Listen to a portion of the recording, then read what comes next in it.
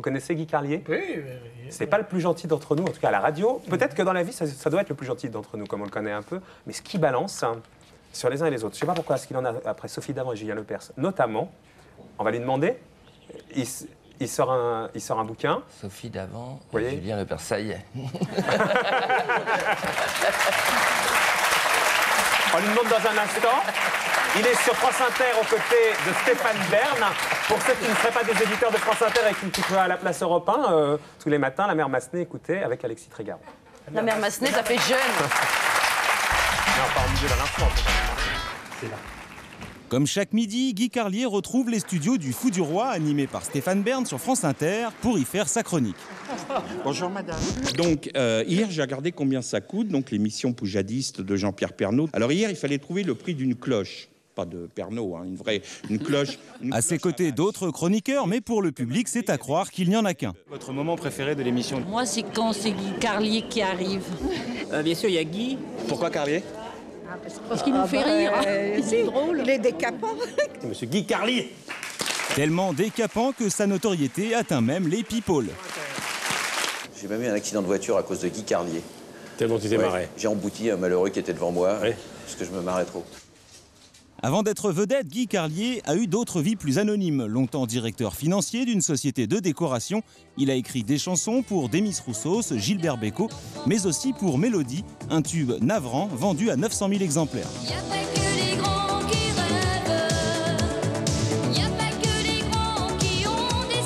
En 95, Guy Carlier est remarqué par Laurent Ruquier, passe 3 ans à ses côtés avant de rejoindre la bande de Stéphane Bern et de sortir de l'ombre grâce à de féroces chroniques télé. À la question de maîtresse Boccolini, quel est le prénom commun aux écrivains Baudelaire et Perrault? Un candidat a répondu Vincent. Alors, confondre quand même l'auteur des plus beaux contes de notre enfance avec un nain qui présente une émission bidonnée sur des records à la con, ça aussi, c'est le retour à la barbarie pour moi. Enfin bon. C'est quelqu'un qui est très tendre, il est très tactile, il a besoin qu'on lui dise qu'on l'aime. Il attaque, comment dire, des personnalités, il attaque des symboles souvent. Mais dès qu'il a le sentiment qu'il y a un être humain avec un cœur, des tripes derrière qui ont mal ressenti ce qu'il a dit, alors immédiatement il se referme comme une huître, il se dit « Oh là là, je les ai blessés, je leur ai fait mal ». Insensible avec 2-3 têtes de Turc, Sophie Davant, Julien Lepers ou encore Gérard Miller, qualifiés de tartuffes lacaniens. Je n'irai pas jusqu'à dire que sa méchanceté est toujours pertinente. Elle est parfois gratuite, c'est la loi du genre. Mais même quand c'est gratuit, il y a quand même toujours un petit bénéfice pour celui qui écoute. Un humour grinçant que Guy Carlier ne réserve pas seulement aux stars de la télé. Durant 2 saisons, il a aussi brocardé à travers ses lettres tous les grands de ce monde dans la pourtant très sérieuse tranche info du matin d'Inter. Alors aujourd'hui, votre lettre est adressée à notre invité d'hier, Jean-Marie Messier. C'était donc ça, le maître du monde, ce petit bonhomme joufflu à la tête de premier de la classe, coiffé comme le journaliste Alain Duhamel, l'arrêt bien dessiné avec le peigne. Ils ne sont plus que 2 à porter cette coupe qui fit fureur pendant l'été 1962. Des lettres qui en ont entraîné d'autres, mais pour sa hiérarchie. Vous avez reçu des plaintes de gens oui, enfin, à chaque fois qu'on dit du mal des gens et des puissants notamment, il y a un petit bout d'accident en route. Est-ce qu'on peut dire qui a été le plus mécontent? Non, parce qu'il y en a eu beaucoup, franchement. Il faudrait que j'ai de la mémoire. Et lui se prend... Des pressions qui n'empêchent pas Guy Carlier de continuer à balancer tous les jours à 12h30 sur France Inter et dans un livre paru cette semaine, une liberté de ton dont ses acolytes ne se privent pas à son égard. Je suis un peu cabot. Voilà, il est un peu cabot. Tout est à votre mesure. Alors, on parle plus de la Grèce maintenant. Alors, je me tourne vers Thierry Fortino. C'est un sujet délicat. Je pense qu'il le vit mal. En même temps, je pense qu'il a suffisamment de recul et suffisamment de finesse, justement, pour accepter que de temps en temps, et toujours quand lui donne le signal du départ. Et on accueille notre confrère de France Inter, Guy Carlier, le plus méchant d'entre nous. Comment non? Non. Vous avez jamais taillé Gérard Jugnot? Non.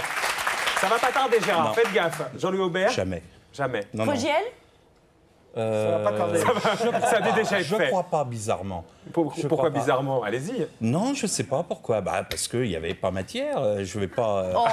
peut-être lundi, je ferai une chronique sur cette émission. J'expliquerai comment vous êtes hors antenne avec vos assistants. Vous êtes odieux, etc. C'est pas mon assistante, c'est ma... Comment on appelle ça? Non, mais... Je ne sais même plus déjà comment... C'est ma co-animatrice. Alors... Votre chose, on peut dire votre chose. Oui, sa chose. Ma chose. Votre yo-yo, votre jouet. Elle se rabuffe de plus en plus. À propos de choses, tu veux pas récupérer? Moi, s'il m'énerve un peu. Alors, ça fait dégueulasse. Peut-être pas le plus méchant en vrai, mais alors ce que vous balancez sur notre confrère, Julien Lepers, entre autres, une lepercerie pour vous, c'est un flagrant délit d'ignorance. Notamment, j'en cite quelques-unes. Oui. Sur Arlette Laguillet, vous dites qu'elle ne va pas, c'est sûr, chez Carita, mais chez Micheline, une coiffeuse de Bobigny adhérente à LO, qui lui a fait une couleur sans vérifier la date de péremption. Vous parlez des fulgurances littéraires de BHL, vous dites que ces fulgurances ressemblent à des pédlames. Bon. Obispo et Barbelivien, même combat pour vous, la même poésie de Prisu, la même suffisance imbécile, la même pauvreté de création enfouie sur les redites et les plagiats, les mêmes difficultés capillaires. Quand on vous voit écrire pour Mélodie, c'est pas tellement mieux, on va dire. J'étais jeune, j'avais faim à l'époque. Maintenant, j'ai mangé, mais à l'époque, j'avais faim. Ouais. Non, c'est pas ça. Je venais d'un autre. Vous savez bien que c'est un autre métier. Je faisais un autre métier. J'ai eu la chance de pouvoir changer, écrire et vivre de ça. Mais vous vivez de votre méchanceté, Guy Carlier. Même si elle est mise en scène. Non. Mais moi je dis oui. À la différence de Guy Carlier, moi je dis oui. Moi je dis non parce que si là en plus vous ressortez des choses récurrentes. Honnêtement, c'est pas méchant. Je vais vous expliquer. Julien Lepers, il est comme nous tous, c'est-à-dire comme vous quelquefois. C'est-à-dire que il y a des moments où on aimerait bien avoir l'air et puis on est juste limite. Vous voyez tout à l'heure Phèdre, Bérénice, tout ça. Moi j'étais juste à la limite. J'avais des vers qui me revenaient de ma scolarité, vous voyez, mais ce que je veux dire, c'est que là, Lepers, il vous aurait sorti, par exemple, le Cid. Vous voyez, au lieu de... Il vous aurait sorti la tirade du Cid. Ça c'est un procès gratuit, qu'est-ce que vous en savez? Vous le connaissez, Julien Lepers? Oui, j'ai fait 1200 chroniques télé, donc je l'ai vu, Julien Lepers. Ils vont lui mettre un auteur, d'ailleurs, je ne sais pas si vous avez remarqué. Non. C'est affreux, je lance une croisade, il faut le garder. Ils vont lui coller un auteur. mais là, c'est de la... Vous demandez à vous d'écrire pour lui. Non, je refuserai. Ah ben non. Mais c'est de la mauvaise... Non, mais ça, c'est de la mauvaise foi. Ça pourrait être amusant, ceci. Non, mais il y a dans Julien Lepers, honnêtement... Bon, c'est vrai que c'est une synthèse, mais non, c'est vrai. En fait, vous êtes jaloux, vous les présentez question pour un champion. Non, mais il y a c'est Sainte-Beuve. Oui, c'est ça. Non, mais c'est vrai, il y a une espèce de... le problème, si vous voulez, c'est que... On s'en fout, n'importe qui pourrait présenter question pour un champion. Ah non, ça je vous promets que non, l'air de rien, parce que c'est un métier de faire animateur de télévision. Oui, d'accord. Et présenter un jeu comme... Il y a 10 000 types qui sont dans des supermarchés en tête de gondole qui pourraient faire question pour un champion. C'est ça que je veux dire. Non. Alors, Guy Carlier, c'est comme si je vous disais, il y a 10 000 mecs qui savent écrire, qui savent faire ce que vous faites. Alors, je le fais lundi sur France Inter, je fais un question pour un champion, vous verrez. Enfin, c'est hallucinant. Mais non, moi je vous dis que non. Moi, je ne sais pas faire. Je vous le fais avec les conneries de Lepers. Oui, mais non. Vous voulez pas nous en faire un petit extrait? Alors, allez-y. Faites-nous un petit extrait. C'est pas le Vous voyez, là, moi qui suis fan de votre humour, là, je vous trouve spécialement de mauvaise foi. Vous pouvez pas, que vous n'aimez pas ce qu'il fait, pourquoi pas. Mais en même temps, vous devez lui reconnaître son talent de professionnel à lui. C'est exactement l'inverse. Ah bon?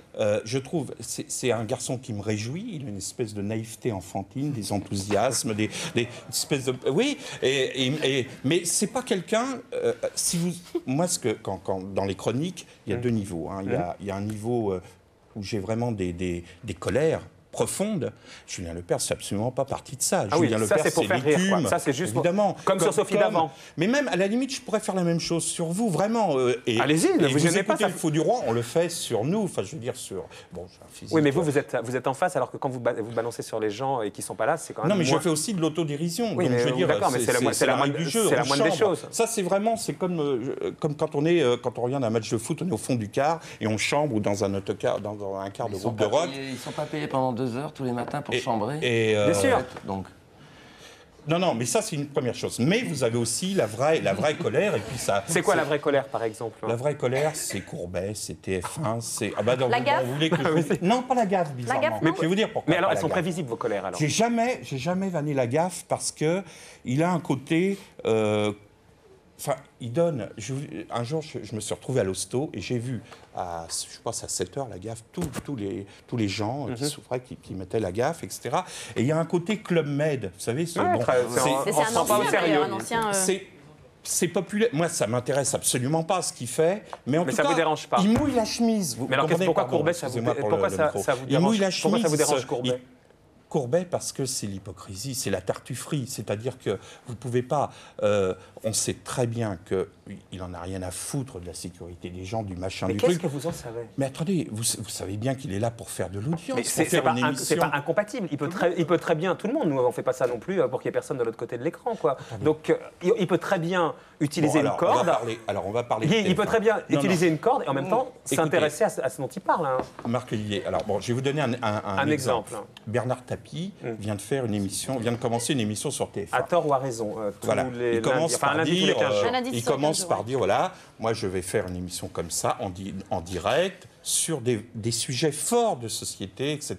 Et très vite, et vous êtes de mauvaise foi, parce que très vite il fait du TF1, c'est-à-dire que la deuxième émission, on avait Jésus de Nantes, le mec qui se prend pour Jésus à Nantes.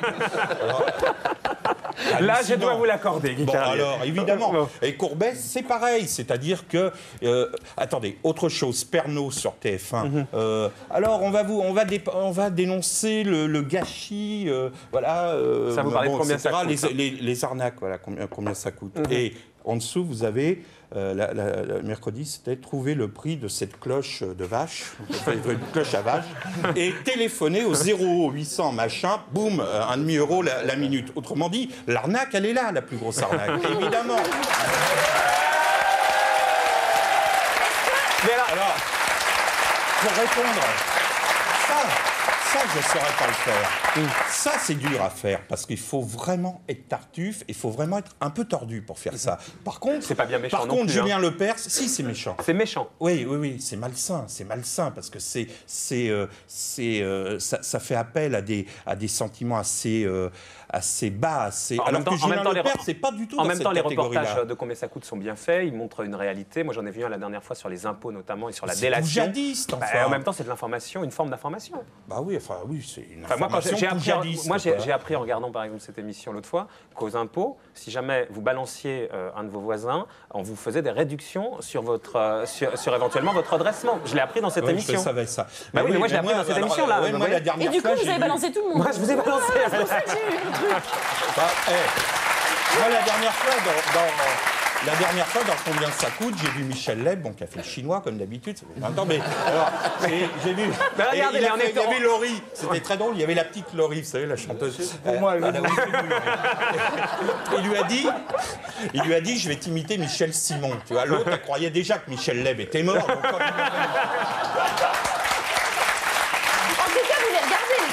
alors, pour finir... C'est son métier, un chroniqueur télé. C'est gratuit, TF1. Pour finir sur... Bah voilà, ouais, mais c'est la bonne réaction, c'est gratuit, personne n'oblige personne à acheter. Mais vous savez, attendez, ça c'est la démagogie est gratuite. Oui, mais c'est pas attendez, c'est comme ça, on peut, attendez, il faut quand même un minimum, le sens de la vie, s'il y en a un, c'est quand même la qualité, non? Vous croyez pas? C'est d'aller, alors, attendez, pour ça, vous essayez quand même, alors, écoutez, attendez, je voudrais finir avec Marc Olivier. Oui, Marc Olivier, dans Combien ça coûte, vous avez une fille qui passe, qui s'appelle Céline, je crois, il y avait un article dans Libé là-dessus, qui est passée en slip, et puis elle est repassée. Puis comme ça plaisait à Michel Leb, elle est repassée. C'était humiliant, la fille était au bord d'air. Vous ne faites pas ça ici. Bah si, je le fais, moi. C'était humiliant pour elle, mais bon.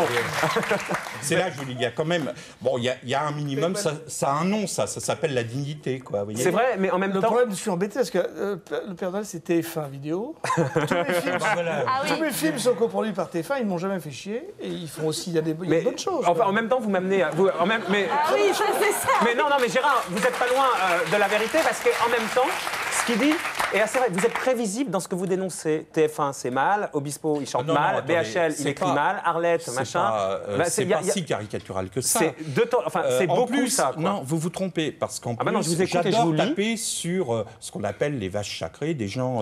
par exemple Birkin ou Souchon, des gens comme ça. Enfin, pas souvent, Guy Carlier. Si, ça m'arrive, quand on les voit, quoi. Dans votre bouquin, en tout cas, par exemple, vous êtes gentil sur Raffarin. Il est au pouvoir. Ah non, alors là, vous... non, il a dit que ça fleurait bon rien que son nom nous rassure, ça fleure bon le terroir. Non, alors je vais vous dire un truc. C'était une chronique qui s'appelait lettre à un certain monsieur Raffarin qui pourrait bien devenir Premier ministre. Voilà, donc elle a été absolument. écrite en février, et c'était... Alors si vous lisez tout, je parle de Charente-Poitou, machin, une espèce de truc comme ça, justement de la France d'en bas et tout ça, donc de tout ce qui est un peu mollasson et en même personnage. temps, donc il n'y a pas du tout... et quand on dit dans l'émission qu'on est passé de droite à droite, etc., c'est évidemment une plaisanterie. Je vais vous dire, ça, on a bien compris. Ouais. Je vais vous dire, quelqu'un qui nous promet une éclate de morue un jour de pluie en Poitou-Charentes mérite d'être Premier ministre de la France. Voilà. Eh bien, il vous a entendu. Voilà. Est-ce qu'il y en a certains que vous avez égratignés, qui vous en ont voulu? Oui, bah, évidemment, Le Pen, évidemment, Le Pen, qui est passé devant moi, c'était terrible, parce que j'avais passé j'avais fait une lettre au CSA, parce qu'on avait au deuxième tour. Mais ça, c'est une erreur. Vous voyez, ça, par exemple, c'est une grosse connerie. Vous avez fait quoi? Vous avez passé les marches? Non, c'est une grosse connerie de taper sur Le Pen, parce que c'est pas mon rôle de faire du prosélytisme. En même temps, vous le confortez. À France Inter, on a été 3 à faire ça, Clark, Mermet et moi, et je considère avec le recul que c'est une erreur. D'abord parce qu'on n'a pas à mépriser les gens qui votent pour ces gens-là, même si le personnage est évidemment abject. Donc j'avais un temps de retard sur Le Pen au niveau du quota de trucs, comme c'était dans une tranche d'infos. Donc j'ai fait une lettre à Le Pen. Et je commence pour qu'on comprenne bien, c'est-à-dire que comme on est en période électorale, il fallait tout rééquilibrer. Quand vous tapiez sur quelqu'un, il fallait taper sur quelqu'un d'autre, histoire de... Quand vous reproche pas de taper plus sur l'un que sur l'autre, puisque c'était très chronométré au CSA. Voilà, c'est ça. Et donc je fais une lettre à Le Pen et je commence en disant, voilà, Jean-Marie Le Pen est né à la Trinité-sur-Mer. Et là je m'arrête, je dis, je peux plus. Je peux pas. Donc j'ai dit, bah écoutez, je vais vous dire son nom. Alors je répétais, Jean-Marie Le Pen, donc à 8h du matin sur France Inter. Et puis en fond sonore, j'avais mis l'hymne national-socialiste allemand qui montait, et ça a duré 30 secondes à l'antenne de France Inter. Donc c'était un peu bizarre, quoi. Et puis après, mais cet hymne-là, il est édité par la maison d'édition discographique de Le Pen. Mais alors en quoi c'est une erreur pour vous? C'est une erreur parce que je n'ai pas à être militant, c'est pas mon rôle. Et pour revenir à ce que disait... Attendez, parce qu'il y a une tentation fasciste, un peu du micro-totalitaire en tout cas. C'est-à-dire bien souvent, je prends sur moi pour calmer mes emportements. Ah, vous pourriez être pire? Non, c'est-à-dire que je pourrais être vraiment très subjectif, quoi, parce que vous savez. Et très caricatural. Ouais, vraiment. Parce que quand vous dites par exemple le showbiz est truffé de partouzeurs et de drogués, là vous l'êtes pas. Évidemment, c'est une connerie. Non, ça c'est du second degré en plus. Bah voilà. En plus, il faut démêler le second degré du premier. C'est trop compliqué. Non, c'est une citation de Jean Dutour en plus. Je dis, comme dit Jean Dutour, le showbiz c'est rien que etc. Alors vous voyez, donc vous êtes vachement de mauvaise foi. Autant de mauvaise foi. C'est pas nouveau. Autant de mauvaise foi. Qui d'autre vous en a voulu? Ce qui est très dur, c'est quand Jean Lucas explique que les gens ont appelé. Jean Lucas, c'est le patron d'Inter, quand vous apprenez que des gens de gauche ont appelé. Vous voyez, c'est-à-dire comme un. Ben non, pourquoi c'est des méthodes. C'est des méthodes. Mais pourquoi il serait mieux? C'est ce que je vous dis depuis le départ. On est d'accord. Donc c'est très humiliant pour quelqu'un de gauche de savoir qu'un mec de gauche a appelé comme un quelconque perfide. C'est un mec, c'est un humain, quoi. Il y a plein de mecs de gauche qui aiment Julien Lepers. En plus. Le Pers, il vous en a voulu, justement? Le Pers d'avant, non, mais attendez, le Pers, c'est un jeu. Donc dites-lui que vous l'aimez bien. Oui, je t'aime, Julien. Mais tu es quand même un petit peu con, faut bien le dire. Un petit peu con, un petit peu con. Mais on est tous un petit peu cons. Bah oui, voilà. Peut-être que vous êtes plus con que lui, finalement. Voilà, peut-être. On va demander heureusement qu'il est là. Qui? Le Pers, pour lui. Bah oui, c'est ça. D'ailleurs, il le dit lui-même, le Pers. Il dit... C'est pathétique d'avoir pour seul boulot celui de se foutre de la gueule des autres. C'est moi qui lui ai dit ça, parce qu'on avait fait le duel de VSD, il ne savait pas quoi répondre. Je lui ai dit, vous avez qu'à dire ça. Et il a dit, ah ouais, c'est bien. Vous demanderez à Paul Vermus. C'est vrai. Non. Alors, non, écoutez, je ne vais pas mentir à l'antenne devant... Pourquoi il ment? Je lui dis, vous avez qu'à dire que de la même façon que les nobles avaient leurs pauvres, je suis votre pauvre. Voilà, donc j'ai mon fonds de commerce avec vous. Et je dis, ah ouais, super. Allez, on va voir ce que pense Alexis, notre chroniqueur à nous de votre livre, sa lettre ouverte. Alexis Trégaro.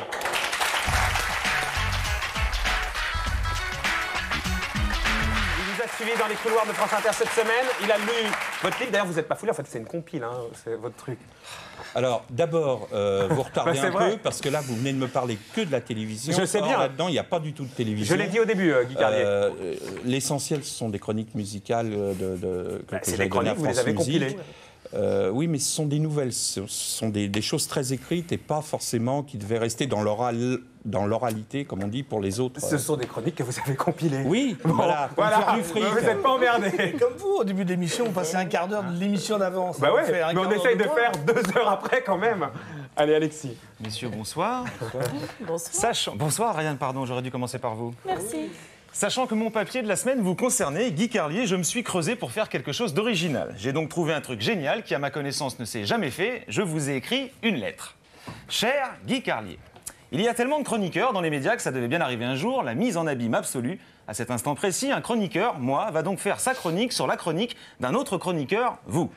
Alors certes, nous faisons le même métier, mais il y a entre nous, et sans faire de mauvais jeu de mots, une différence de taille.